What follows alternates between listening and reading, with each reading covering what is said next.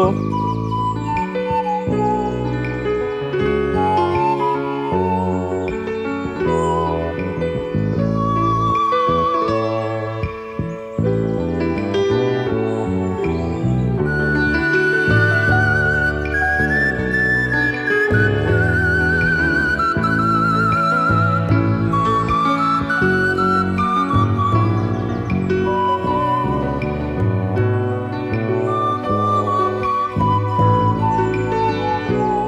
అండి, నమస్తే.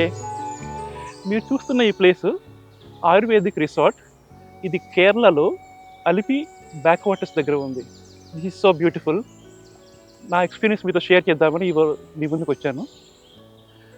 మనం కారు కొన్నప్పుడు కారు మ్యానుఫ్యాక్చరర్ చెప్తాడు మనకి, ఇన్ని కిలోమీటర్లు పోయిన తర్వాత మనము కార్ని సర్వీసింగ్ చేయాలని, ఆ తర్వాత మరిన్ని కిలోమీటర్ల తర్వాత మనము ఇంకోసారి సర్వీసింగ్ చేయాలి. సర్వీసింగ్ అప్పుడు ఏం జరుగుతుంది?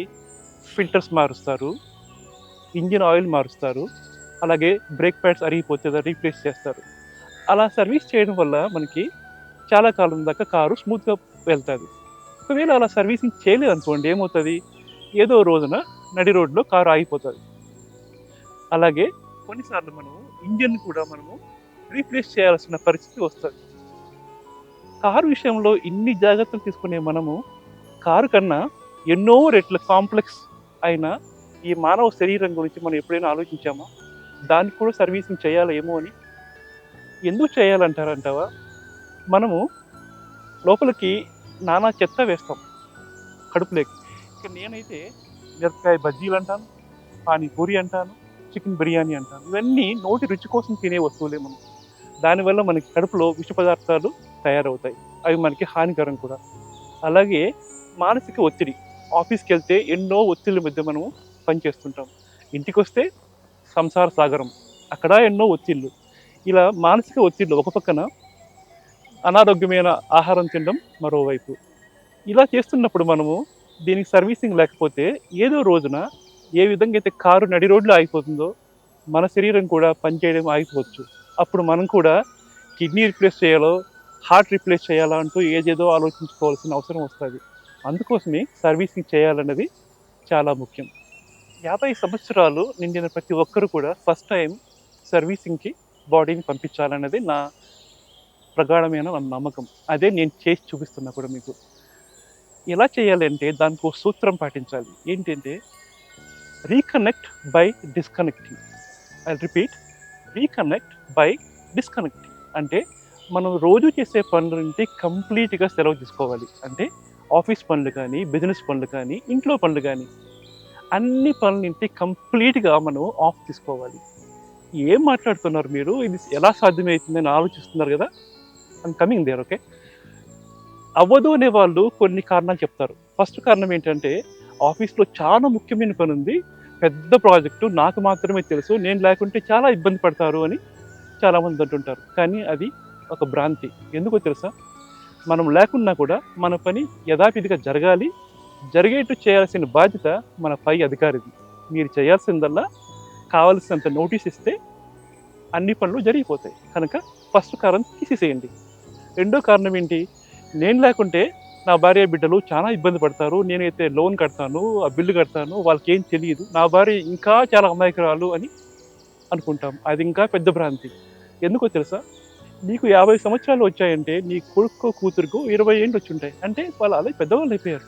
వాళ్ళు కూర్చోబెట్టుకొని ఈ చిన్న చిన్న పనులు ఉన్నాయి, నేను ఉండను 2 వారాలు, మీరు చెయ్యండి అంటే వాళ్ళు హ్యాపీగా చేస్తారు. అలాగే భార్య విషయానికి వస్తే, మనం చాలా పనులు మనం చేసుకుంటూ పోతుంటాం కనుక వాళ్ళు చేసుకోరు, కానీ చేయలేక కాదు. సో మనం చేసే అవకాశం ఇస్తే మనకన్నా మెరుగ్గా చేసే అవకాశం కూడా ఉంది. కనుక మీరు ఎప్పుడు తక్కువ అంచనా వేయకండి. సో రెండో కారణం కూడా తీసేసేయండి. ఇప్పుడు 2 కారణాలు తీసేసాం కదా, కనుక మనం ఇప్పుడు అందరూ ఒప్పుకున్నట్టే. ఏంటి? బాడీని సర్వీసింగ్కి ఇవ్వాలి అని. ఇక ఎక్కడ ఇవ్వాలి అన్నది ముఖ్యం. కనుక మనం మంచి ఆయుర్వేదిక్ రిసార్ట్ ఒకటి బుక్ చేసుకోండి. మన ఆరోగ్యానికి మూలం ఆయుర్వేదం కనుక మన మూలాలను మనం మర్చిపోకూడదు. ఒక మంచి ఆయుర్వేదిక్ రిసార్ట్ని 2 వారాలు బుక్ చేసుకోండి. అక్కడ ఉండడం వల్ల మనకు కొన్ని ప్రయోజనాలు ఉన్నాయి. ఒకటి, మన చిన్న చిన్న ప్రాబ్లమ్స్ ఏమైనా ఉంటే ఆయుర్వేదం ద్వారా మనం దాన్ని ట్రీట్ చేసుకోవచ్చు. నా వరకు నాకు కొన్ని ప్రాబ్లమ్స్తో వచ్చాను ఇక్కడికి. ఏంటది అంటే, ఎక్కువ ల్యాప్టాప్ చూడడం వల్ల నాకు ఈ నెక్ పెయిన్, ఈ స్టిఫ్ షోల్డర్స్ ఎక్కువ ఉండింది. అదొకటి. రెండవది మోకాళ్ళు 2 అరిగేది మొదలుపెట్టాయి. Early arthritis. ఇక మూడవది కిలోల కొలెస్ట్రాల్. సో ఈ 3 వాటికి కూడా ఆయుర్వేదం ద్వారా ట్రీట్మెంట్ లభించింది నాకు. అదొకటి. రెండో బెనిఫిట్ ఏంటంటే మనకి ఇక్కడ మంచి శాకాహారం ప్రొవైడ్ చేస్తారు వీళ్ళే. కనుక మంచి రుచికరమైన శాకాహారం ఇవ్వడంతో మన బాడీ ఆహారం వైపు చూస్తే కండిషన్‌లో ఉంటుంది. ఇక మూడోది ఎవ్రీడే మార్నింగ్ వాళ్ళు మనకి యోగా నేర్పిస్తారు. అంటే మన శరీరంలో ఏ పార్ట్‌కి ఎంత లూబ్రికేషన్ అవసరమో చెప్పి అలాంటి మనకి యోగా ఆసనాలు నేర్పిస్తారు మనకి. నాలుగోది ఈవినింగ్స్ వాళ్ళు మెడిటేషన్ కూడా నేర్పిస్తారు. అంటే మన మనసు మీద మనము ఆధిపత్యం ఎలా తెచ్చుకోవచ్చు, బయట జరిగే విషయాలు ఎలా ఉన్నా మనం ఎప్పుడు ఆహ్లాదకంగా ఉండే అవకాశం ఉండాలంటే మన మనసుని మనం అధీనంలో పెట్టుకోవాలి. అది మెడిటేషన్ చాలా ఉపయోగపడుతుంది మనకి. ఇవన్నిటి కాకుండా Kerala is always called as God's own country and I truly agree that. ఎంత బ్యూటిఫుల్ వాతావరణము, ఇక్కడ ఎంతో ఆప్యాయతగా చూసుకునే మనుషుల మధ్యలో you will get holistic healing.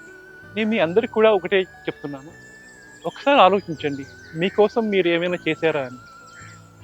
So if you can do this you will be very happy and మీ ఆరోగ్యాన్ని మీరు కాపాడుకుంటారు. మీ పనులు మీరు ఎంతో చురుగ్గా సమర్థవంతంగా చేయగలరు. నేనైతే అది ఆల్రెడీ ఎక్స్పీరియన్స్ అయ్యాను ఈ లాస్ట్ 2 వీక్స్.